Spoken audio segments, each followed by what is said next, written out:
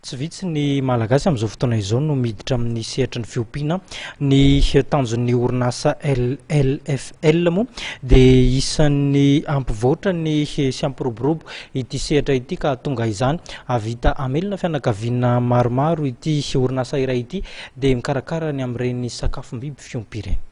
Miara-miasa amin'ny fanjakana ny vondrom-bahoaka isan-tsokajy ny orinasa LFL Madagascar mba hampivoarana sy hampiroboroboana ny sehatry ny fiompiana eto amintsika ary ny tanjony dia ny mba ho mpiara-miasa mahomby amin'ny fampandrosoana ara-ekonomika sy sosialy eto Madagasikara.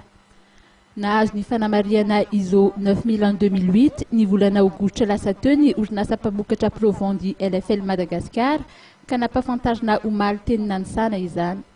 Nanomboka tamin'ny 2011 zay nanomboka niditra tamin'ilay démarche qualité natongavana amin'ny nazahoana ny certification ISO 9000 en 2008.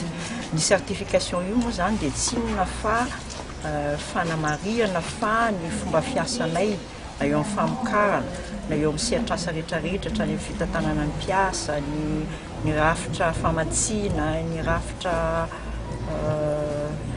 appui rehetrarehetra sy commercialisation na ny fizarana ny vokatra tonga any amin'ny mpanjifa dia manaraka ny fenitra iraisam-pirenena.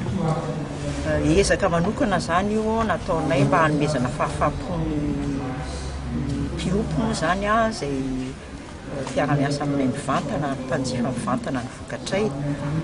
Dia ao anatin'ny ezaka izay ataonay ho fampandrosoana ny sehatry ny fiompiana eto Madagasikara no anaovana izany.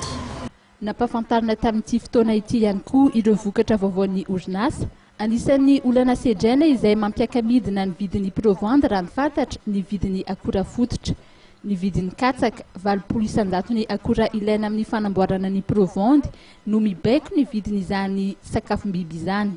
Nanamarika ity taona ity anefa ny firongatry ny anjiam-balala sy ny haitany izay misy fiantraikany eo amin'ny vokatra samihafa. Vahaolana naroso ny tompon'andraikitra ny fampitomboana ny vokatra katsaka eto Madagasikara. Ankoatra ny famokarana sy ny famarotana sakafom-biby isan-karazany ilaina amin'ny fiompiana akoho fakana nofo, akoho panatody lava, omby, gana, kisoa sy ny hafa koa dia miara-miasa amin'ny teknisian'ny orinasa Avitek ny teknisian'ny LFL Madagascar manome torohevitra ho an'ireo mpiompy mba hahamatsianana azy ireo. Nanomboka ny taona 2004 dia nisy ihany koa ny fiofanana samihafa ho an'ireo mpiompy ary efa mahery ny 3 arivo amin'izao ireo izay nahazo fiofanana.